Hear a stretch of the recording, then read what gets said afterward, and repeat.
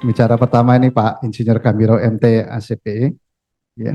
Eh, dari 2019 ini 2009 sudah bergabung dengan Wijaya Karya sehingga terakhir tahun 2022 sebagai tenaga ahli di Pracetak Gedung.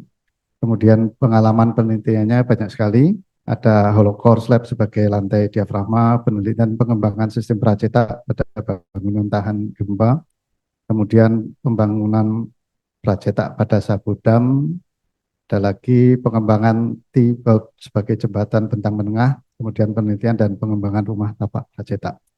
Pengalaman profesionalnya ini dari perencanaan struktur rusunawa ya di berbagai tempat 4 sampai 6 lantai, kemudian perencanaan struktur gedung Menara Cawang 20 lantai, kemudian perencanaan struktur pracetak gedung Wika Kavling 2 12 lantai. Keanggotanya ada di HAKI, kemudian IAP, AP3I, HPCI, dan HATI. Nah, ini keanggotaan tim penyusun SNI juga sudah ada 6 ya, banyak sekali itu. Ya, mungkin tidak perlu disebut satu Pak ya, sudah waktunya. Oke, kami persilahkan untuk Pak Gambiro untuk memaparkan materinya. Silakan Pak.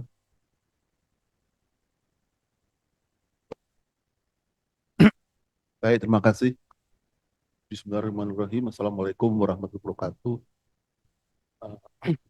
Jadi saya mengambil alih posisinya Pak Moderator,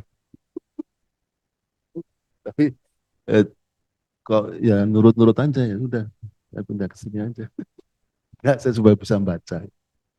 Eh, jadi supaya langsung saja, supaya tidak ber, apa, membawa waktu, jadi kami mencoba menyampaikan mengenai ultra high performance concrete, ya, teori dan aplikasi pada konstruksi beton pracetak.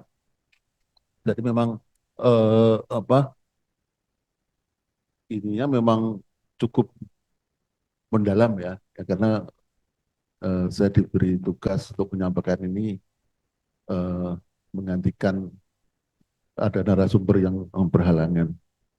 Lanjut. Jadi sebetulnya ultra high performance concrete itu atau beton kerja sangat tinggi itu memang istilahnya banyak ya. Jadi kalau UH UHPC kemudian akan meningkat ke apa itu RPC ya. Kalau UHPC itu intinya sebetulnya bagaimana kita membuat beton itu di atas normal ya. Jadi yang sudah kita ketahui itu bisa sampai 150 MPa. Nah, kalau menjadi apa RPC reaktif powder concrete itu bisa mencapai 800 MPa ya. Jadi kemudian eh, kekuatan tariknya lebih besar dari 10 MPa. Jadi intinya sebetulnya bagaimana membuat beton yang tahan segalanya. Jadi kita sudah mendekati baja. Jadi karakter-karakternya nanti sudah bisa dilihat lebih lanjut ya. Nah, itu ada apa? Ada berapa itu? 13 ya. 13 ada kekuatan tinggi, kekuatan awal yang tinggi ya. Kemudian ada modul statis tinggi, semua tinggi-tinggi semua ya. Kenaikan abrasi yang tinggi ya, ketahanan abrasi, daya tahan tinggi, umur panjang, permeabilitas, tahan terhadap serangan kimia, ketahanan tinggi terhadap embun, beku, dan kerusakan kerak akibat pencairan es, ketangguhan, ketahanan terhadap benturan, stabilitas volume, kemudian kemudahan dalam pengecoran dan seterusnya. Jadi, eh, pokoknya apa itu istilahnya palu gada. Jadi kalau kita mau bikin beton yang tahan segalanya, itulah pakai itu HPC. Kaulah segalanya. Lanjut, prinsip utama ya, ya di sini UHPC ya, kemudian ada berkembang ada UHPFRC ya, itu ditambahi anu apa fiber reinforce ya. Nanti kenapa dia itu peningkatan homogenitas membuang agregat kasar dan bagaimana dengan agregat halus dalam pasta semen. Jadi kalau kita mengenal beton itu ada splitnya, ada agregat kasarnya, yaitu di HPC dihilangkan, diganti yang agregat yang kecil-kecil itu berupa pasir. Nah, terus kemudian peningkatan pemadatan, kepadatan campuran ditingkatkan dengan mengoptimalkan campuran granular dan basement tambah dengan struktur mikro campuran. Terus suhu 90 derajat Celcius, ya. Nah, kalau menggunakan RPC itu bisa sampai 200 derajat Celcius. Ya, itu memang secara teoritis gitu, tapi kalau setahu saya di Indonesia baru mencoba sampai 90 derajat Celcius. Terus kemudian penambahan serat baja. Serat baja itu supaya dia ductile, supaya mempunyai kekuatan tarik yang tinggi. Ya. Jadi apa, banyak teori-teori yang tidak bisa dijelaskan secara analis, ya, bahkan harus dilakukan riset-riset. Ya, nanti yakin kita bisa lihat. Kemudian prosedur pencampuran dan pengukuran berarti praktek yang ada, ya. Jadi berusaha menggunakan itu, tapi dia ada bersyarat tertentu. Dan yang penting adalah bahwa eh, semennya water air semen, ada rasio air semen itu kecil sekali, 0,2. Terus bagaimana mencapai tinggi? Itu semennya harus tinggi. Ya. Semennya harus tinggi, tapi mungkin sudah bertentangan dengan Pak Usman tadi, ya. Boleh pakai semen yang tinggi. Tapi kalau mendapatkan semen tinggi itu harus, karena kita mendapatkan tinggi itu semen yang penting, kemudian ditambah semua material yang berbahan baku silika. Jadi ada pasir silika, ada silika fume, kemudian eh, agregat kuarsa, ya, semuanya berbasis silika. Ya. Jadi eh, sehingga bahan kandungan silikanya sangat jauh meningkat, sehingga itu bisa mencapai strength-nya aja 10 kali lipat daripada beton normal. Terus lanjut.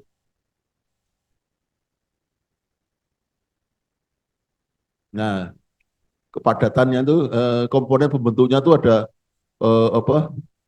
kandungan semen, agregat kasar yang dihilangkan, dan seterusnya proses silika itu kan sebenarnya agregat yang penggantinya, tapi bisa dibuat dengan silika karena supaya bereaksi dengan CaOH menjadi kalsium silikat yang meningkatkan kemampuan dari UHPC. Terus silikavium, slag, ya, fuel S, ya, kemudian ada itu material yang membuat dia tinggi. Kemudian polyester HRWR itu supaya dia mudah dikerjakan. Nah, terus kemudian ada serat baja apa supaya nanti dia bisa meningkat apa di dalam daktilitasnya. Lanjut. Ini kita sampai jam berapa? Wis. Tapi jangan sungkan-sungkan aja. Lanjut. Terus ya sudah, nah ini materialnya itu, jadi ada semen itu 1000 sampai 28,5%. Itu pasir halus, silika kavium, pasir kuarsa. Jadi semuanya 4 ini mengandung silika semua.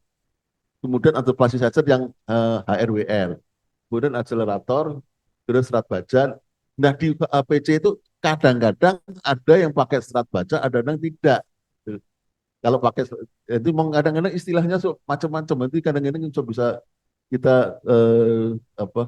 Ada orang mengatakan itu UHPC, ada orang itu UHP FRC, ya. Terus lanjut. Nah, ini perbedaan ini isi-isinya seperti ini. Jadi kalau HPC seperti terlihat di situ. Nah, khusus RPC bumbunya makin banyak dia, ya, sehingga mungkin jadi bisa jadi mahalnya karena di situ, ya. Nah, kemudian UHPC itu sebenarnya masih ada split, ya. Kalau UHP itu sudah nggak ada splitnya. Nah, mengapa kok split dihilangkan? Jadi split dihilangkan itu eh, untuk menghilangkan kelemahan hubungan antara matriks, ya, mortarnya dengan batu, dengan agregat kasar. Jadi kalau kita menganggap bahwa batu itulah sumber utama kekuatan, tapi di dalam teori justru tidak, karena sambungannya tidak akan sempurna. Jadi itu harus dihilangkan. Kalau tidak dihilangkan, sebenarnya bisa juga dengan menggunakan silikavium. Menggunakan silikavium itu tempelannya itu, ya, transisinya itu akan lebih bagus daripada beton biasa tanpa silikavium. Nah, ini yang harus diketahui ini. Nah, terus itu makanya kalau kita mau daerah-daerah ekstrim itu kita cukup pakai silikavium atau menggunakan UHPC. Terus lanjut. Nah, ini water cement rasionya itu makin kecil ke kanan, anunya makin tinggi ya. Itu teorinya seperti itu. Tapi bang, memang begitu ya. Jadi jangan jangan suka nambah air. Kalau terus terang aja kalau di UHPC itu eh, kontrol kualitinya apa makin ketat ya, tidak bisa sembarang. Lanjut. Nah ini apa? Kalau kita ada dua tanpa serat dan dengan berserat. Nah kalau dengan serat itu kalau tanpa serat dia yang garis putus dia langsung anjlok ya. Kemudian yang dengan serat dia akan memanjang, dia akan lebih kenyal ya. Lanjut. Nah ini sama aja grafiknya ya kita ambil yang lain. Jika nanti akan kita apa kita apa, kita dorong pengembangannya dengan serat ini. Lanjut. Nah ini perbandingan kualitasnya. Jadi kita lihat aja, misalkan beton biasa itu 40 MPa, maka di RPC itu yang biasa aja itu 200 MPa dengan 200 derajat Celcius maka bisa 800 MPa. Di UHPC itu sama juga nilainya seperti itu. Terus kemudian kekuatan tarik langsung ya 1 sampai 3 MPa normal. Tapi kalau dengan UHPC itu bisa 4 kali lipatnya. Terus kemudian ada kekuatan lentur sama ya, kemudian akarnya saya nggak nemu, tapi praktis memang jauh banget ya. Lenturnya RPC bisa berapa kali lipat itu? 20 kali lipat ya. Terus kemudian modul elastisitasnya juga akan berbeda. Nanti efeknya nanti di apa? Post tensionnya ya. Post tension itu nanti akan beda. Lanjut. Nah, ini perbandingan lagi kalau mau durabilitasnya bisa kita lihat ya. Jadi UHPC itu oh, paling kedap ya, kemudian paling tahan itu apa terhadap penetrasi air, penetrasi udara, tahan klorid, tahan sulfat, pokoknya tahan banting. Nah, terus lanjut karena tidak ada pori ya, tidak ada pori di situ. Nah, ini kita lebih detailkan ya nanti bisa dipelajari contohnya seperti apa apa itu nomor 5 itu apa itu? Nah, itu kan makin makin mengecil gitu ya. Makin mengecil angkanya untuk RPC dan UHPC. Jadi dibandingkan dengan kalau lihat dari 10 paket Min 8 ternyata hampir sama, tapi Pak Min 8 sama Min 12 itu beda jauh ya. Nolnya bisa jauh ya. Dengan kepadatannya, kemudian porositasnya gitu. Ya lanjut. Terus, nah ini yang mungkin belum banyak dikenal. Ya. Kekuatan geser. Ya, kekuatan geser antara beton biasa dan apa beton UHPC, terutama yang menggunakan serat baja. Ya, jadi kalau beton normal itu kekuatan gesernya kecil. Ya, kita menggunakan rumus-rumus yang kita biasa sudah kenal gitu, rumus-rumusnya ya. Tetapi kalau untuk UHPC dan seterusnya itu pendekatannya harus menggunakan uh, rumus yang ada di UHPC ya. Jadi tidak berdasarkan analisa apa mekanika, tetapi dia berdasarkan terus dilanjut ya Pak. Lanjut ya. Nah itu ini ada rumus yang pakai lanjut ya. Ya ini ada pakai theta ya, pakai theta. Jadi ada terus ya. Nah ini rumus pakai theta. Jadi nanti kekuatannya berdasarkan kemiringan sudut kemiringan ini pada waktu di apa di uji lentur maka sudutnya itu bisa ketahuan. Nah itu yang dipakai untuk menganalisa atau mendesain merancang struktur dengan HPC. Nah, makin apa? Kenapa beda-beda? Nah, kita kandungan seratnya beda, ya. Ada yang mungkin 2%, 10% itu. Dan itu akan menghasilkan sudut yang beda. Memang ada rumus-rumus pendekatan empiris, ya, tapi mungkin tidak terlalu detail. Lanjut, nanti aplikasinya apa? Nah, ini sifat-sifatnya yang sangat banyak, ya, mulai dari daktilitas, permeabilitas sangat rendah, terus dan seterusnya. Lanjut. Nah, ini keunggulan-keunggulannya, ya, eh, pasti sudah bisa dibaca sendiri, tapi kelemahannya ada juga sebetulnya. Pertama, mahal, ya. Bagaimana per kubik beton itu harus menggunakan 700 sampai 1000 kilogram semen, ya. Terus kemudian eh, karena encer, itu flowable, ya. Itu cetakannya harus rapat, ya. Kalau tidak rapat, ya tidak mengalir dan bocor, gitu. Dan bocor tentunya akan mengurangi kekuatan. Terus kemudian apa itu, terutama kalau pengecoran di tempat itu yang agak susah memang di apa eh, pemanasannya, ya, penguapannya itu agak susah karena harus bawa alat macam-macam. Lanjut. Nah, ini produksi, saya tidak mendetailkan ya bersama sebenarnya produksi, tapi yang penting adalah alat-alatnya.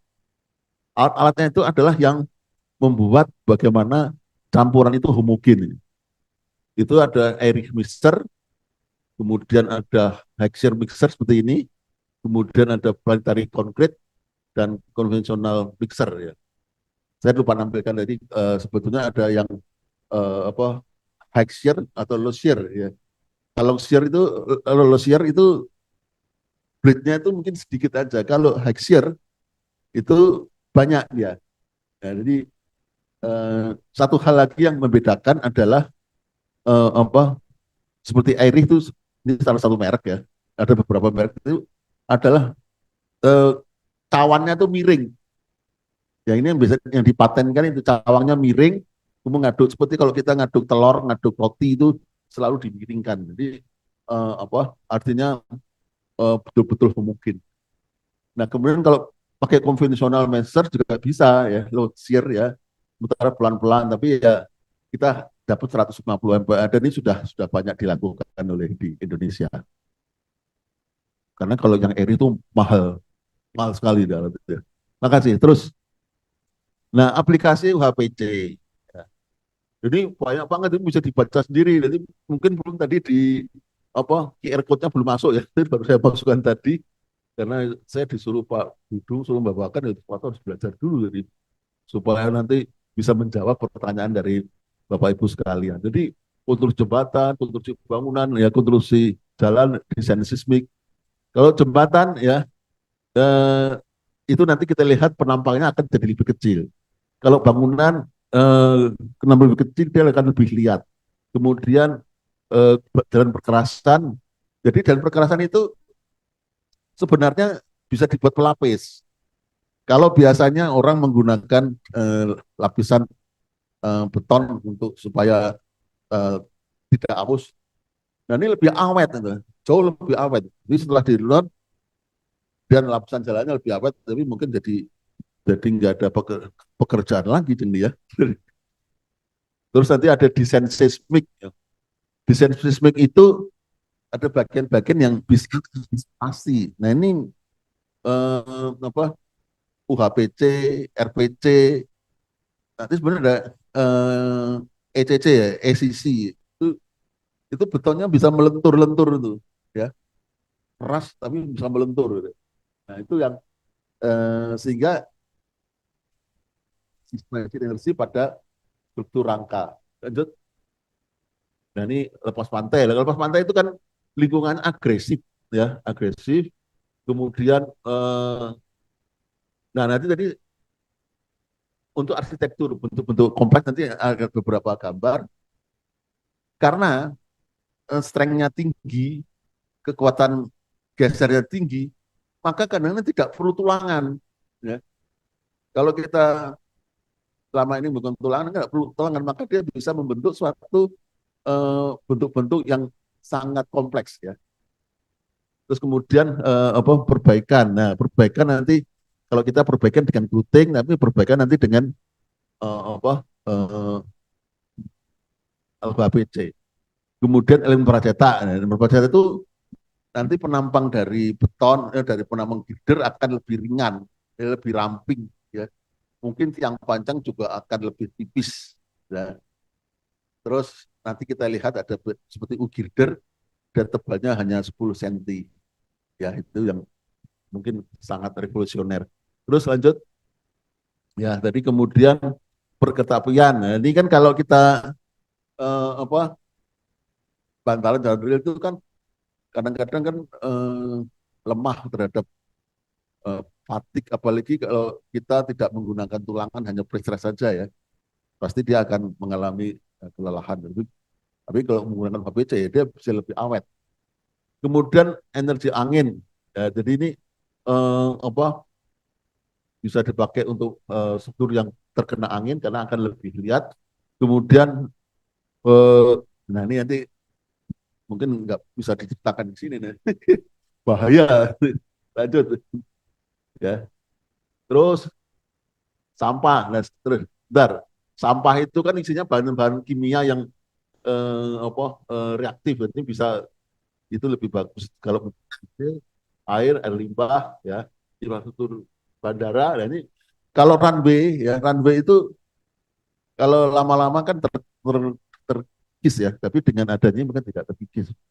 Terowongan dan struktur bawah tanah ya, jadi kalau dulu kita diminta membuat apa tunnel untuk MRT itu harus kedap air, nah ini bisa. Terus lanjut upgrade infrastruktur ya. Nah ini sekarang jacketing ya. Jacketing itu bisa untuk proteksi pilar terhadap lingkungan yang ekstrim ya. Bisa untuk perbaikan, bisa untuk meningkatkan kapasitas eh,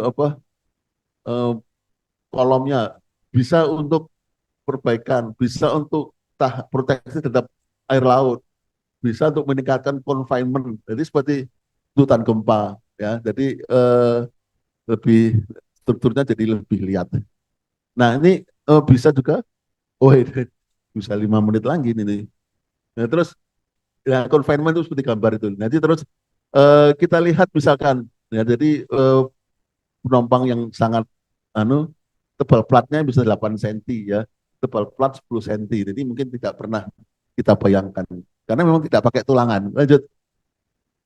Nah ini struktur yang sama dan tapi kombinasi dengan pipa baja. Terus lanjut. Ya ini terus saja. Nah ini terus saja. Nah ini kan tebal girdernya itu 8 cm ya, tanpa tulangan. Ya, untuk tulangan sengkang ya. Kalau tulangan pokoknya masih dengan tendon. Terus lanjut. Nah ini kalau kita nyambung, selama itu kan nyambung kan 40D gitu. Tapi sebenarnya dengan adanya UHPC, maka sambungannya bisa lebih pendek. Karena apa panjang benornya juga lebih pendek karena betonnya sangat uh, meninggi, sangat tepat, sangat kuat gitu. Ya. Lanjut. Nah, ini sama aja tadi. Terus lanjut aja. Nah ini lapisan atas UHPC sebagai overlay ya. Terus lanjut. Nah ini bisa lebih tipis ya. Jadi lebarnya 6,5 in itu sekitar berapa itu? 15 cm. Nah ini 10 cm yang kanan itu. Jadi bayangkan kalau jembatan 10 cm. Nanti apa Mas Ben itu susah tuh, nggak bisa masang bus stresnya nanti di badan, nanti harus bawah ya. Lanjut. Nah ini contoh-contohnya juga akan lebih tipis. Terus lanjut. Nah ini contoh yang sudah pernah dikerjakan oleh saja. Nah ini kita ketinggalan dengan Malaysia. Malaysia sudah banyak membuat seperti ini ya. Jadi bentannya bisa panjang, dindingnya tipis ya. Terus terus kemudian nah ini terus saja lanjut aja bersama. Nah, pada arsitektur. Nah, ini bisa bentuk sel apa tipis ya. Eh, plat atap yang tipis ya. Terus kemudian lanjut. Nah, bisa halte. Ini tanpa tulangan semua nih ya. Ya, jadi apa untuk tangga ya. Terus lanjut. Nah, ini bentuk-bentuk ini kalau menggunakan beton biasa kan susah kan harus ada syarat minimum tulangan gitu. Nah, ini bisa bentuknya seperti itu. Lanjut. Nah, itu tambah rumit. Nah, per kubiknya jadi akan pasti lebih mahal, nggak bisa lagi. Tapi itu memang sudah masuk ke ranah estetika. Lanjut. Terus saja. Ini bisa bangku, jadi bangku ya. Nanti kalau mau dicuri ya susah, mau dihancurin susah juga ya. Terus, nah ini bisa jadi untuk toilet, cawan, nah, lanjut terus. Nah terus kemudian ini referensinya. Saya tadi memang tidak saya tampilkan, itu bisa untuk tahan ledakan ya. Jadi kalau kita mau buat bunker, nah itu pakai itu. Kita membuat pelindung terhadap apa melindungi kita Pak Anu ya terhadap ledakan kita bisa pakai HPC. Saya kira itu terima kasih atas perhatian Bapak Ibu dan saya kembalikan ke Pak Priya Sambodo. Terima kasih. Wassalamualaikum warahmatullahi wabarakatuh. Waalaikumsalam.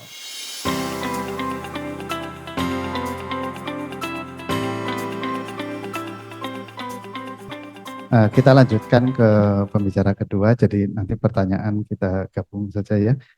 Pembicara kedua ini Pak Purnomo, lahir di Magetan.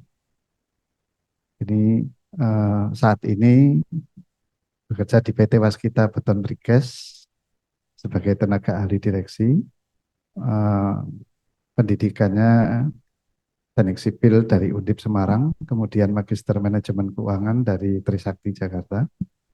Mulai berkarya itu tahun 92 di Wijaya Karya, Wika Beton.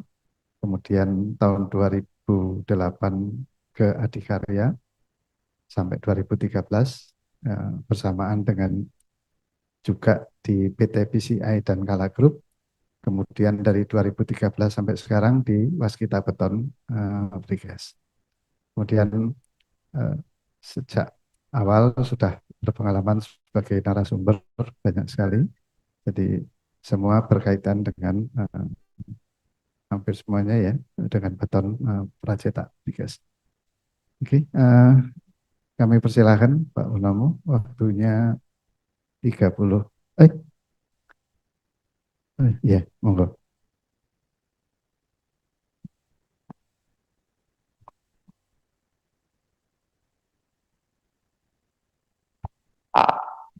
Bismillahirrahmanirrahim. Assalamualaikum warahmatullahi wabarakatuh.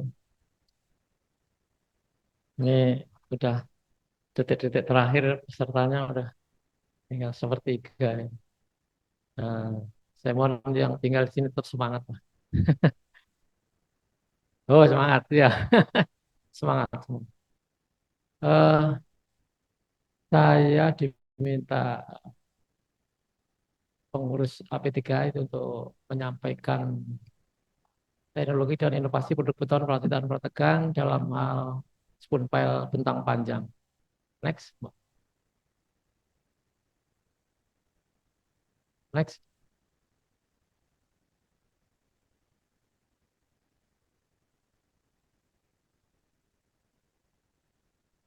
Sebetulnya untuk bentang panjang ini sambil nunggu, yang panjang ini sama dengan yang spoon pile yang lain, yang kecil. Prosesnya sama, cuman diameter sama panjangnya yang berbeda. Ini yang panjang bulat berongga atau span pile ya, long span diameter 1.200. Ini maksimalnya. Tapi produksinya ya ada yang 30 sampai paling besar 1.200. Jadi panjang minimal kan 6 meter. Kalau yang diameter kecil juga 6 meter. Kalau diameter gede ini 6 meter juga bisa. 8 meter, 10, 12, sampai 50 meter. Next. Ini sekilas proporsi. Sekilas ini kami di Pasita Beton Precast. Ada beton precastnya, kemudian ready mix, jasa konstruksi, quarry, dan sewa alat berat. Ini sekilas saja. Next, Mbak.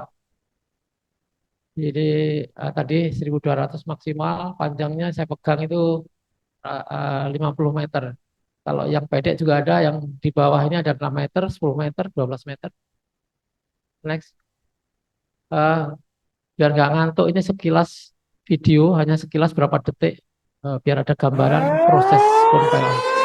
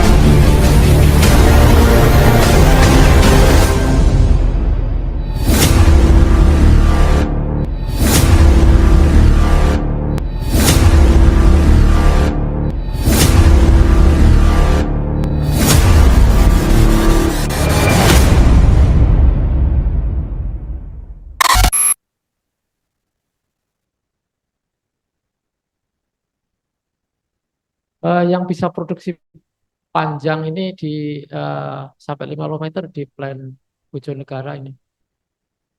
Yang next, Mbak, yang kedua di Plan Karawang, tapi Plan Karawang sampai 25 meter. Yang Karawang diameternya sama, bisa maksimal 120 cm. Next, ini kalau sekilas ini ada hampir semua precaster, saya kira ada yang punya spoon pel sudah mengenal ini ya, kelas-kelas ini. Sebetulnya ini pembagian, dibagi lagi sebenarnya kelasnya ada A, B, C aja. Cuma ini dibagi-bagi ikut-ikutan Pak Gambiro. Jadi ada A1, A2 gitu kan. Nah, yang coba next, kita fokus ke 800, 1000, 1200. Ini saat ini WBB sudah produksi ya. Saat ini sedang produksi yang 1200. Panjangnya tapi 24 meter. Jadi lengthnya itu bisa 6 meter, bisa sampai 24. Itu yang dulu, sekarang di atas 24 sampai 50 meter. Dan Giant Seawall saat ini pakai yang tipe A1, yaitu momen cracknya 120 ton meter. Ultimate-nya 180 ton meter. Lanjut, biar cepat. Saya kira ini nanti sekilas saja ya. Kalau proses ini hampir mirip-mirip. Jangan cepat banget tapi. Oke, ini sekarang modelnya yang sebelah kiri ini, kalau dulu ada banyakkan steam curing ya, pakai panas uap. Sekarang rata-rata normal curing, tapi dengan main di obat admixer ya. Oke, next. Ini di stockyard ada identifikasi, kemudian juga ada proses welding city connector. Nanti ada sistem koneksi antara spoon pel satu dengan yang lain. Karena kalau ini di Giant Seawall ini di kebanyakan yang gede-gede ini untuk bersinggungan dengan laut. Kalau yang CCSP saat ini untuk akses ke laut sama yang ke kolam warga. Tapi untuk yang di laut semuanya pakai spoon pile yang besar, 800 sampai 1.200. Next. Ini panjangnya 24 nih, mungkin videonya, fotonya kurang proporsional nih. 24 meter pakai city connector. Sebelah kanan atas itu ada C-nya, yang saya pegang itu T-nya. Next. Ini untuk yang city connector yang saat ini dipakai itu kelas A1 seperti yang saya sampaikan tadi, 24 meter. Untuk betonnya FC52, semennya tipe 5. Kemudian steel pipe pakai city connector steel pipe yang 16,5 mili gitu ya. 16,5 cm. Panjang ngangkutnya seperti ini pakai jenis truk yang bisa sliding. Jadi udah diatur ini. Karena dari bentar, kalau ngangkutnya ini memang harus malam. Jadi beratnya itu bisa satu biji 30 ton. Jadi satu trailer isinya satu. Next, untuk hari ini kami bicara banyak kan nanti yang spoon pel gede aja ya. Kalau kecil saya kira udah biasa. Ini kalau kelas yang bisa 50 meter, yang saya pegang di awal itu panjangnya 50 meter. Itu bisa diangkat dengan 2 titik handling, itu kan momen cracknya 200 ton meter. Kalau yang kelas C, momen maksimum yang ini 180 ton meter kalau saat pendirian mau pemancangan. Tapi untuk kelas yang di bawah C itu agak beda. Nanti sistemnya harus beberapa titik gitu.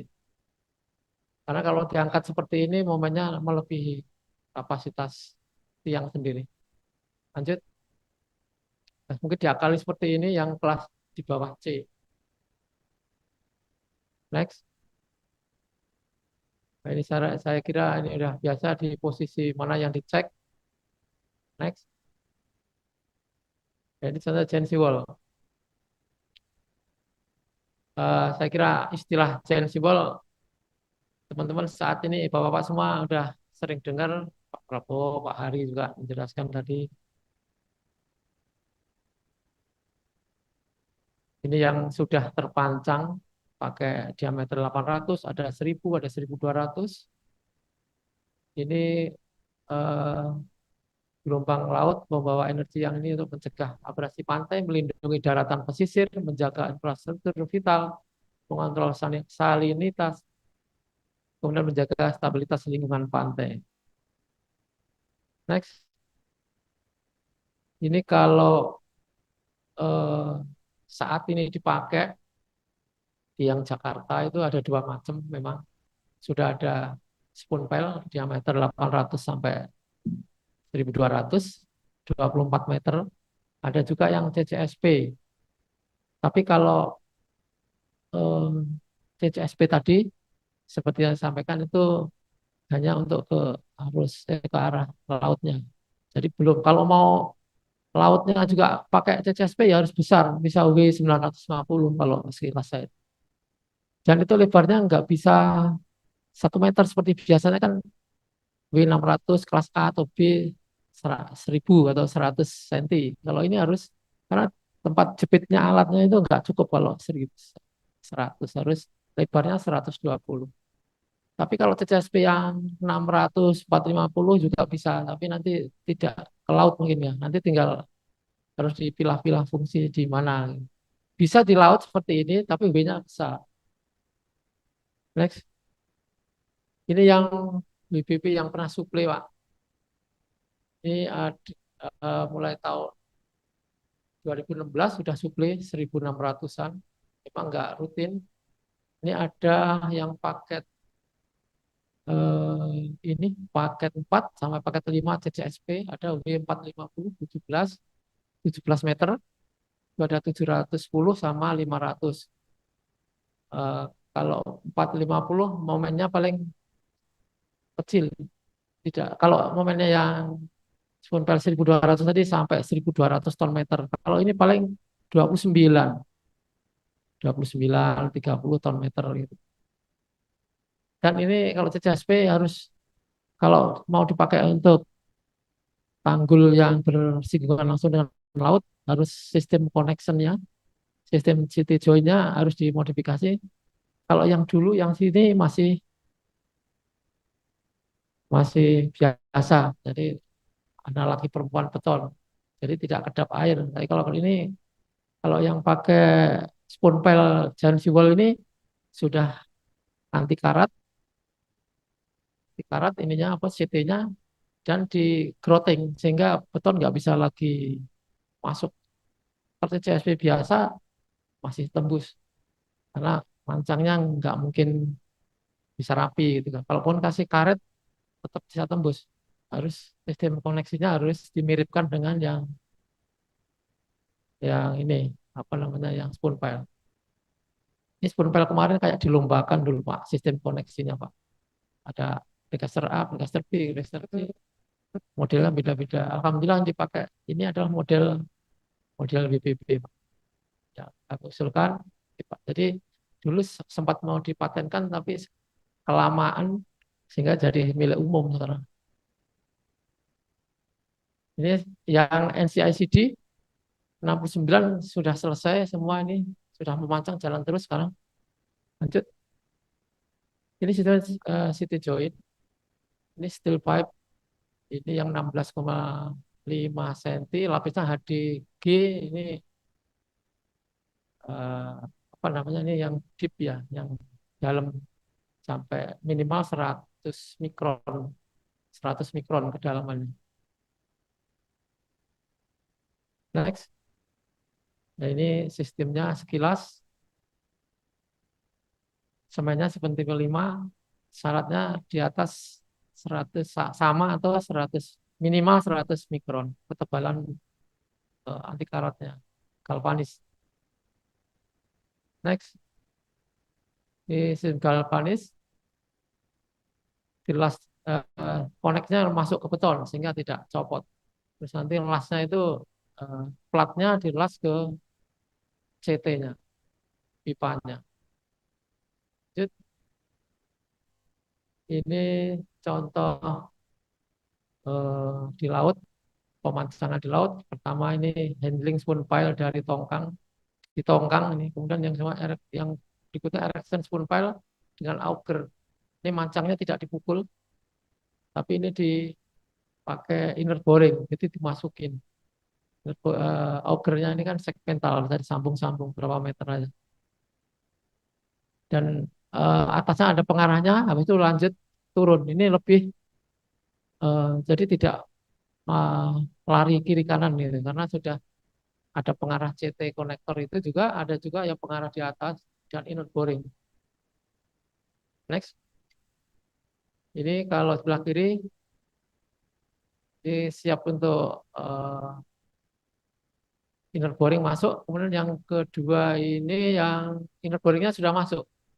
Ini sebenarnya bisa diputar itu kayaknya, yang sebelah kanan. Nah,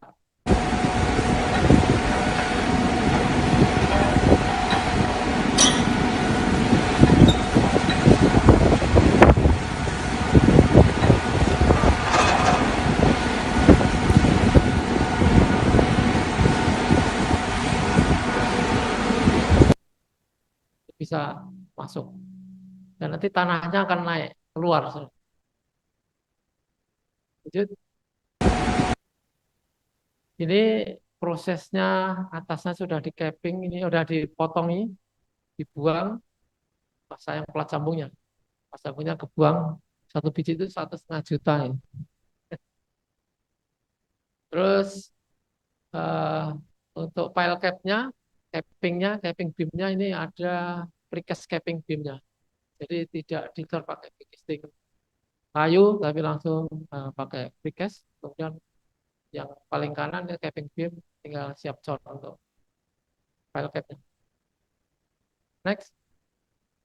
Sekilas tadi ini juga ada beberapa titik, ada juga yang enggak. Ini pakai backpile. Backpile. Jadi jaraknya setiap 3 meter ada backpile satu. Isinya ada dua. Yang backpile-nya ini dari baja. Baja diisi beton K225. Next.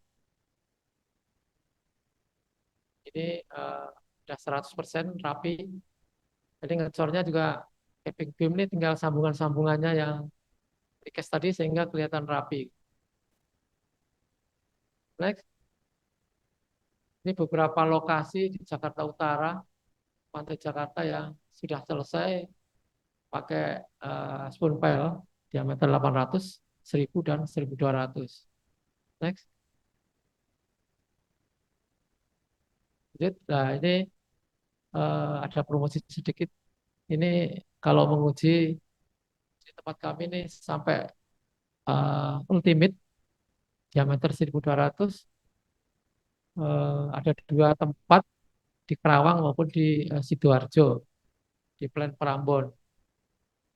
Next, ini fasilitasnya sampai 200 ton. Next, nah, ini sudah diuji juga yang di Giant Seawall, itu yang paling besar A1, ini syarat minimumnya cracknya kan 120 ton meter. Ini kemarin ketemu 123 ton meter. Kemudian yang hancurnya, breaknya itu ketemu 198 ton meter, syaratnya 180. Jadi sebelum dipakai atau dipancang, ada uji bersama yang disaksikan oleh owner konsultan. Tapi karena BPPT belum punya alat sebesar ini, mereka diundang. Kita serahin alatnya, dia BPT yang ngetes sendiri, kita menyaksikan, terus mengeluarkan sertifikat. Next. Ini tadi sekilas misalkan yang dari WBB, sekilas memang misalkan mau yang ber apa namanya, yang laut yang arusnya deras, maksimal kan pakai tadi 1200 kelas A1 misalnya. Itu sebanding dengan CCSP W 950 120. Next. Ya hampir sama. Kami juga pernah pakai sekitar 1210 CCSP yang Pak Hari sampaikan tadi untuk Giant Seawall, tapi bukan untuk yang di laut, bersinggungan laut, tapi akses masuknya. Kalau next, kalau harus ini, karena momennya kalau dibandingkan W600 maksimal, rata-rata teman precaster 600 itu, W600. Itu momennya 59 ton meter crack. Sedangkan kalau di laut langsung harus 120, berarti harus dua kali. Jadi desainnya harus redesain lagi. Tidak bisa CCSP yang ini dipakai, harus gede gitu. Dan sistem joinnya pun harus sistemnya kedap air, tidak boleh air keluar masuk. Next. Nah ini dijelaskan ini yang tadi karena yang harus 120 ini minimal, tapi ada yang 800, bisa juga nanti yang 600 bisa juga. Sorry, yang W600 bisa juga untuk menggantikan misalkan di sorry, yang panjang 800 mili itu bisa. Tapi posisinya tidak di langsung berhadapan laut, tapi mungkin di sungai gitu, di sungai-sungai gitu, anak sungai gitu, yang menuju laut. Sesuai perhitungan konsultan. Biasanya perhitungannya bareng-bareng konsultan. Nah ini sambungannya bisa ada dua watertight ini dengan tipe sambungan, kemudian ada CT juga. Next, ini sekilas ini. Next. Nah ini nanti lebih misalkan pakai CT gini, sambungannya misalkan dibikin sama gitu. Nanti momennya bisa, momen retaknya 124, ini akan sama, tingginya sekitar 950. Tapi kalau seandainya kelasnya naik lagi, misalkan harus 1200 A2, ya ini harus naik lagi. Tapi karena tempatnya berarti tingginya sekitar 1000. Apakah nanti desainnya dimaksimalkan seperti yang panca? Itu minimal tingginya harus 1100 sekian. Lebarnya 120 sama. Tapi kalau 100 kurang, karena untuk jepit alat getarnya itu nggak cukup kalau untuk yang seperti yang kecil. Next. Ini teman-teman udah desain lama sebetulnya. Alternatif 2 ini sistem joinnya pakai plat di depan, tapi ini nanti bisa maju mundur, nggak ada yang nahan. Kalau CT kan bisa nahan. Next. Tapi mutunya ini tinggi, 600 MPa. 60 MPa. Next. Next. Terus satu lagi. Wah, ini banyak lagi cerita semua. Lanjut. Nah, ini plus minus. Kalau spoon pile yang diameter 800, 1.900 bisa pakai inlet boring. Inlet boringnya ada beberapa macam. Karena inlet boring itu prinsipnya kan ngebor, ujungnya itu bisa mekar. Jadi kalau mekar dia yang banyak jatuh. Jadi kalau yang ujung kurang tinggal dipukul sedikit selesai. Tinggal rencananya berapa meter. Tapi kalau yang CCSP itu nggak bisa inlet boring, mau nggak mau dipukul. Dipukul itu NSPT paling CCSP berapa? 40 udah nggak masuk. Kalau inlet boring NSPT 40 masih bisa masuk di bor. Sampai 50 SPT 50 harusnya masih bisa speknya. Jadi lebih alat pancangnya ini bisa apa namanya? Bisa lurus itu. Terus sistem sambungan vertikal, jepit dengan las. Ini belum ada. Ya, artinya kalau sekarang Giant Seawall 24 meter eh, nggak perlu nyambung. Tapi kalau ada yang produksi 12 meter harus nyambung. Tapi kalau CCSP memang saat ini belum ada tersambung. Tapi saya sebenarnya pernah programkan dulu tahun 2016 seatbelt sambungan gitu. Tapi saya udah nggak di engineering lagi, ya mungkin harus dilanjut lagi. Terus akhirnya ada proyek di Balikpapan yang panjangnya 27 meter, nggak disambung. Jadi 27 meter, win 600 dibawa ke Balikpapan, alhamdulillah aman, dipancang aman semua. Ini 26 meter bisa dipakai. Terus mutu beton, ini kalau yang spoodpel minimal FC 52 atau kan 600 itu yang sebelah sana 700 K700. Sistem sambungan horizontal city connector sama tulisan vertikal. Nah ini kalau yang seperti saya ceritakan di depan tadi NSPT 40 bisa dibor ditembus terus, tapi kalau yang CSP nggak bisa. Akhirnya kalau dipukul bisa atasnya pecah, bisa bawahnya meleset, kena batu bulat atau kena cadas berhenti miring gitu. Karena dia di pinggul CCSP itu kan miring sebelah. Jadi larinya ke laki-laki gitu kan. Atau laki-laki laki ke perempuan, ada laki perempuan. Jadi ada cowaan gitu loh, jadi gampang lari. Jadi kalau apa ya, sistem sambungan mungkin agak repot. CT konektor nanti mepetnya C-nya sendiri nabrak beton gitu.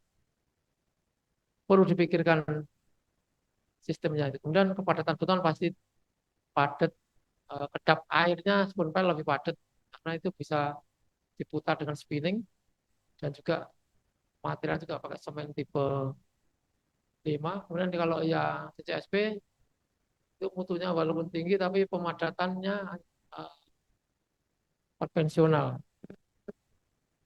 Waktu rilis prategang ini juga cepat, sekitar 8-12 jam, kalau itu harus sampai 16-an jam maksimal. Jenis prategangnya lebih, jenis tulangan prategang ini akan lebih sedikit yang panjang. CCSP lebih banyak CCSP. Next. Oke, tadi sebelum terakhir tadi ada prategang sekitar 400 ton. Mungkin Bapak-bapak yang di plannya sudah punya blok angkur yang 600 atau 500 ton udah siap pakai. Kalau untuk yang gede. Tapi kalau nggak punya ya bikin dulu gitu. Kalau wis tulangan prategang untuk spoon pile ini pasti lebih efisien. 2% itu maksimal. Karena panjangnya udah terukur, jadi uh, sudah nggak ada yang terbuang. Kalau yang with meletus ini 3-10% karena ini jaraknya harus ada dengan temennya, kemudian komitmen dengan produknya juga ada yang ada jarak gitu. Next, saya kira itu dari BBP. Terima kasih, saya tutup. Wassalamualaikum warahmatullahi wabarakatuh.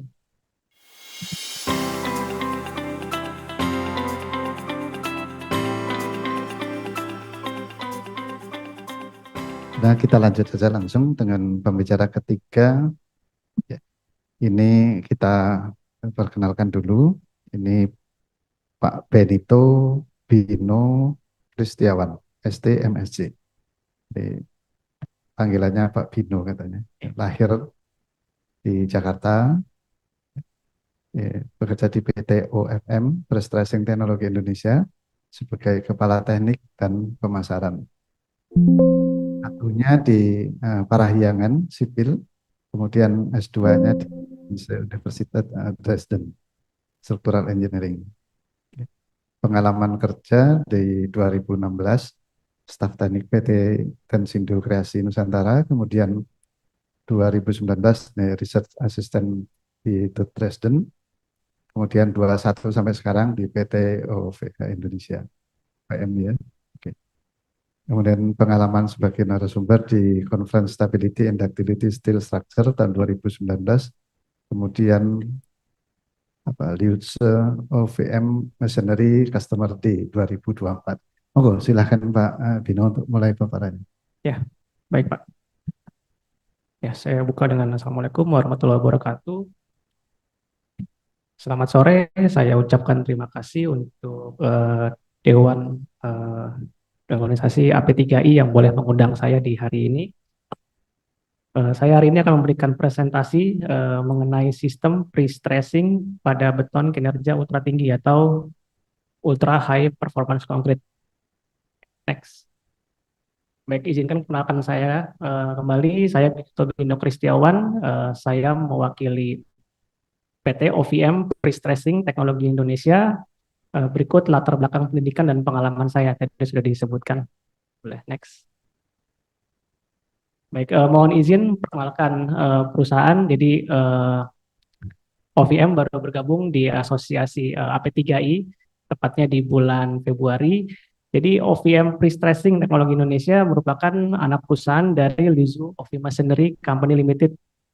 Jadi kami berpusat di kota Liuzhou dan menjadi perusahaan pre-stressing pertama dari China dan sudah mengikuti lebih dari 1.000 proyek.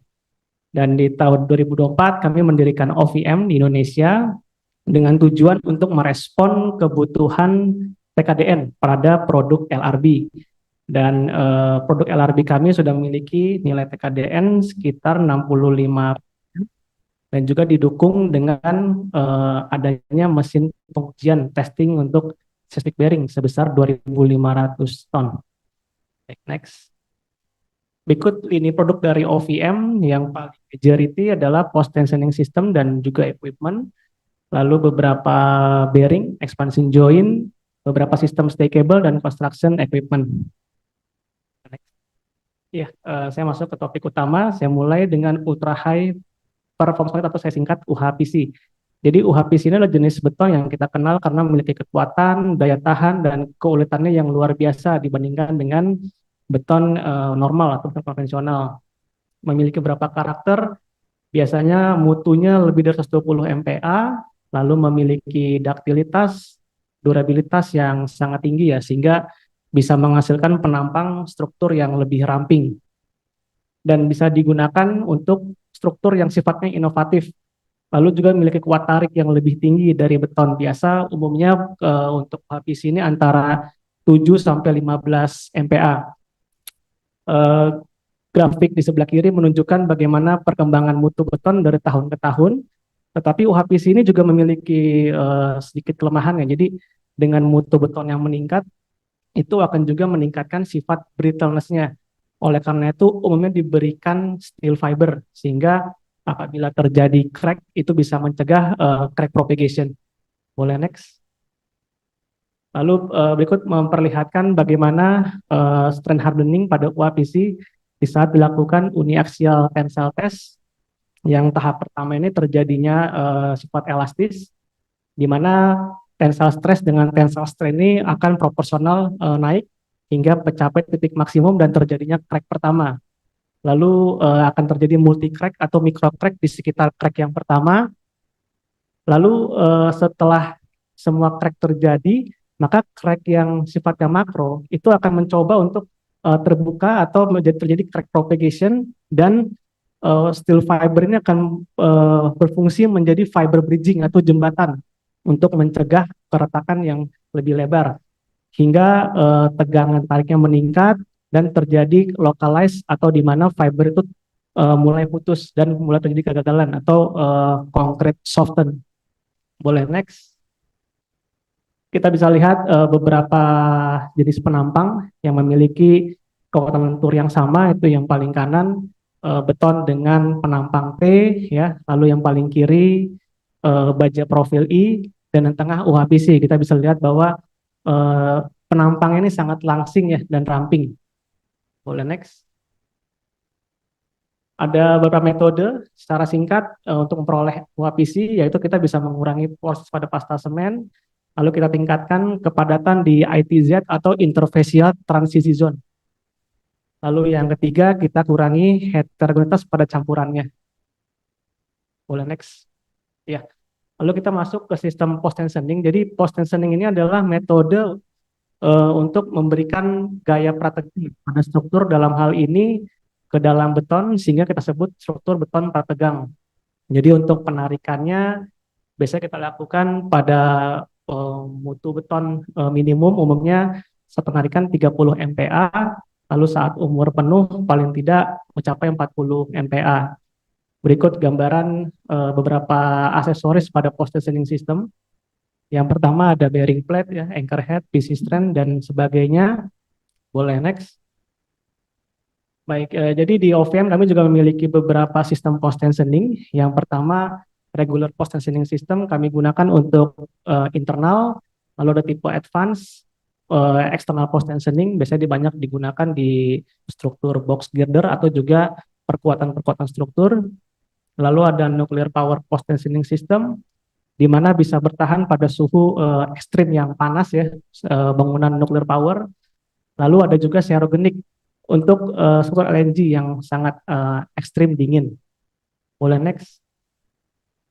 Jadi aplikasi dari UHPC dan post tensioning sudah lama digunakan. Ini contohnya jembatan Senyu di Korea Selatan di tahun 2002. Jadi kita bisa lihat ini arch bridge-nya menggunakan 6 precast segmental dengan mutu beton 200 MPa. Dan jembatan ini menjadi jembatan terpanjang ya hingga saat ini untuk yang mengaplikasikan UHPC dan post tensioning. Kita bisa lihat itu di samping kanan atas, penampangnya menggunakan bentuk V, ya, seperti logo dalam matematika, huruf V.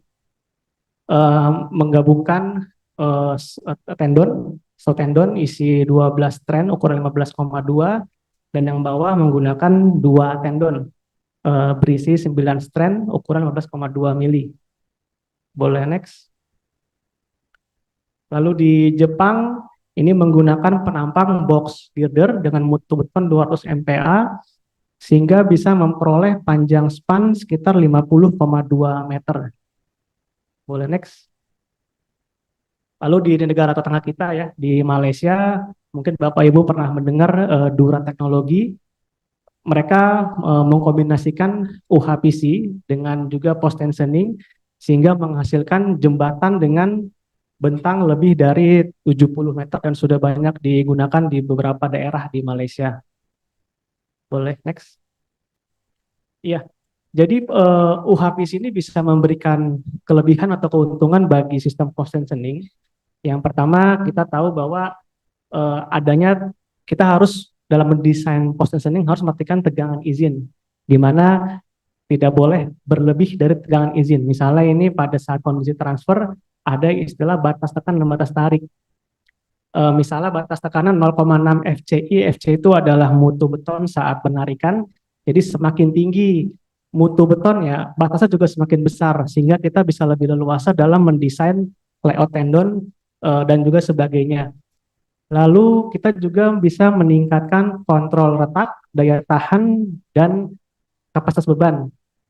Seperti ini saya sebut allowable bearing stress, di mana ini merupakan tegangan maksimum yang dapat ditahan, ya, dengan aman oleh beton tanpa menyebabkan bursting failure. Ini juga faktornya juga dari kuat tekan seperti beton biasa antara 0,35 sampai 0,45, lalu pada UHPC itu antara 0,6 sampai 0,8, sehingga semakin tinggi mutu betonnya, allowable bearing stress juga akan semakin tinggi. Boleh next. Jadi ada perbedaan utama antara UHPC dengan beton biasa jika dikombinasikan dengan post tensioning. kita lihat yang di kotak merah pada UHBC ya, kuat tekannya paling tidak 150 MPa bahkan lebih, sehingga umumnya pada UHBC menghasilkan nilai muai dan susut yang lebih rendah daripada beton biasa, dan juga memiliki kapasitas di daerah anchorage itu lebih tinggi daripada beton biasa. Dan karena mutunya yang sangat tinggi, terkadang kita bisa melakukan pre-stressing lebih awal, mungkin hanya sekitar 1 sampai 2 hari setelah proses casting dari beton itu sendiri. Lalu karena muas susutnya lebih sedikit, lebih kecil, sehingga efektif pre-stressnya pun akan lebih besar dibandingkan beton biasa. Apabila kita bandingkan dari sisi strength ya, penggunaan strength, jadi penggunaan HUAPC ini untuk memperoleh pre-stressing efektif pre-stress yang sama, itu jumlah strength pada UHPC ini bisa dikurangi dibandingkan dengan jika kita kombinasikan dengan beton biasa, bersamaan juga dengan pengurangan dimensi penampang, sehingga akan ada sisi penghematan ya. Boleh next. Pada UHPC juga akan mempengaruhi ya kebutuhan tulangan bursting di anchorage zone. Jadi bursting reinforcement itu kan gunanya untuk mencegah kegagalan spalling atau bursting. Pada UHPC karena tadi saya sebut tensile strength-nya cukup tinggi karena adanya kehadiran dari steel fiber, dan fiber itu juga akan bekerja sebagai tulangan tarik internal, di mana karena sudah ada tulangan tarik internal, terkadang bursting reinforcement itu biasanya bisa berkurang jumlahnya atau minimum, atau bahkan beberapa literatur tuh bisa mendesain tanpa adanya bursting reinforcement. Tapi itu tidak saya rekomendasikan, tetap harus ada walaupun minimum. Baik, next. Dan yang kedua, UHPC juga bisa mempengaruhi dimensi bearing plate pada post tensioning. Jadi bearing plate ini dimensinya akan bergantung dari jacking force-nya, lalu allowable bearing stress dari UHPC yang diizinkan, dan juga faktor keamanan yang kita ikuti, misalnya dari ASTO, FIB, atau PTI. Jadi ini ada gambarannya untuk memperoleh nilai bearing plate secara matematis ya. Itu jacking force dibagi dengan allowable bearing stress. Ini saya asumsikan misalnya FC prime 120, kita mengikuti standar PTI, maka allowable bearing stress-nya ini adalah 0,6 dari FC prime, sehingga diperoleh angka 72 MPa.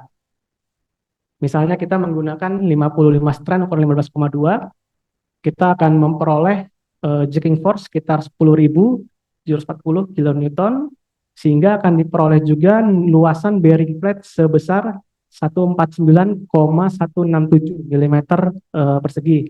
Jika bearing plate-nya berbentuk lingkaran ya, ini paling kanan kita lihat diameter yang dibutuhkan paling tidak 435, atau untuk sebagai standar keamanan kita bulatkan jadi 450, sehingga kita bisa lihat bahwa semakin besar FC prime-nya, maka dimensi dari bearing plate ini bisa semakin mengecil. Boleh next. Lalu bursting steel dengan bearing plate yang tadi saya sudah jelaskan, itu juga harus diverifikasi. Jadi kalau di post tensioning kita mengenal load transfer test yang diatur oleh ETAC 013 atau European Technical Approval Guidelines. Jadi kita akan membuat beberapa benda spesimen. Kita bisa lihat gambar di sebelah kanan, itu ada huruf F ya, berarti tekanan. Tekanan itu akan mensimulasikan bagaimana saat strand itu kita tarik dari multi jack dan kita rilis, sehingga akan memberikan tekanan terhadap anchor head, plate, dan juga bursting reinforcement. Kita kembali ke load transfer test. Jadi kita akan melakukan cyclic loading. Itu paling tidak harus 10 putaran. Bawah atasnya, batas bawah sekitar 0,12 FPTK, lalu batas atas sekitar 0,8. Jadi kita lakukan 10 cycle sebelum kita naikkan ke 0,9 dan kita naikkan ke beban failure minimum yaitu 1,1 FPTK. Jadi ada dua acceptance kriteria.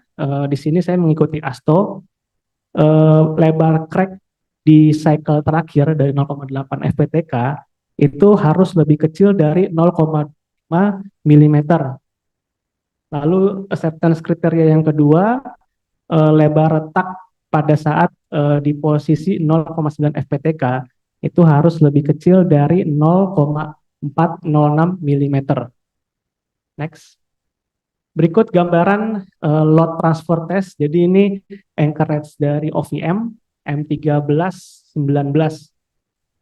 Kita bisa lihat 3 spesimen tidak ada keretakan yang signifikan sehingga ini memenuhi kriteria. Next. Baik, lalu UHPC juga akan mempengaruhi spacing atau jarak antara anchorage atau jarak dari anchorage ke sisi beton terluar.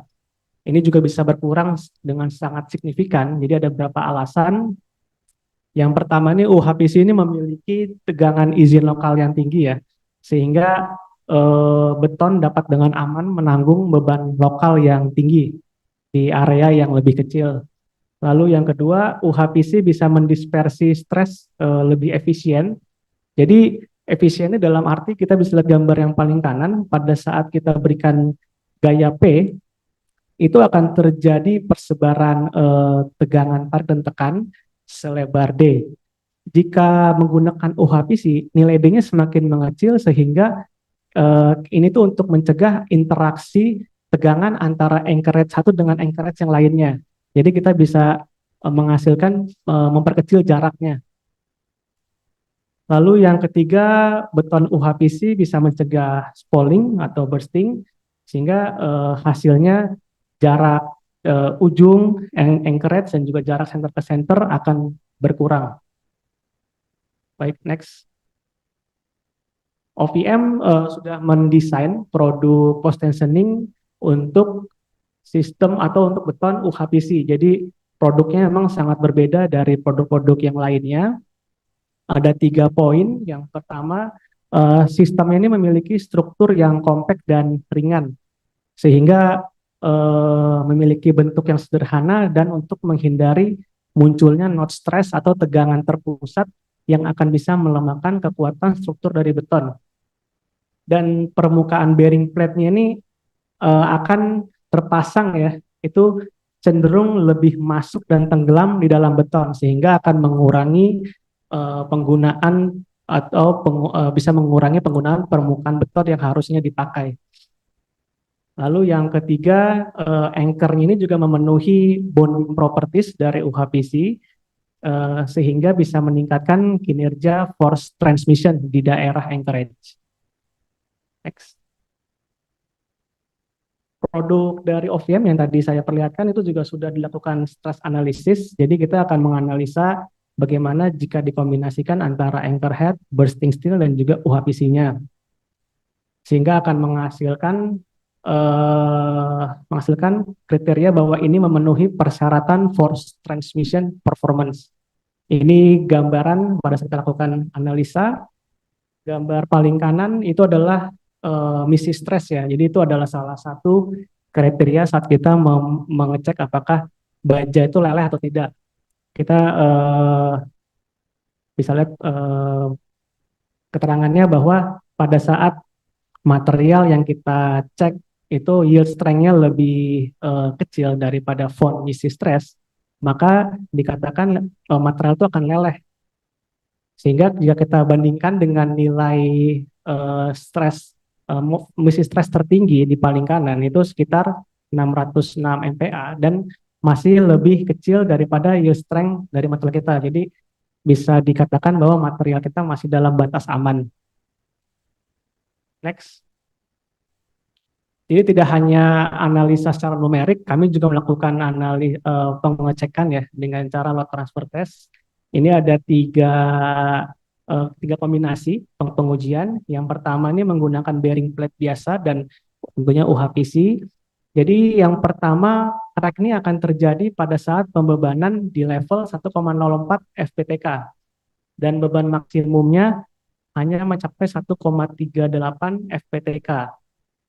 Lalu yang kedua, menggunakan special bearing plates yang tadi diperlihatkan, ini kapasitasnya sedikit meningkat, crack-nya akan muncul saat beban di level 1,09 FPTK dan failure akan terjadi di level 1,9 FPTK.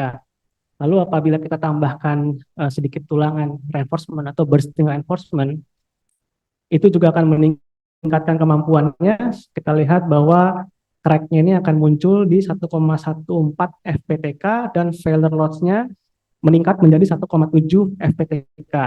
Dan pengujian ini merefer ke ETAC 013, tetapi juga mengkombinasikan dengan standar dari Prancis yang berbeda. Ini adalah poin ketiga, di mana beban failure yang harus dicapai secara minimum itu harus 1,3 FPTK. Kalau ASTO tadi 1,1 FPTK.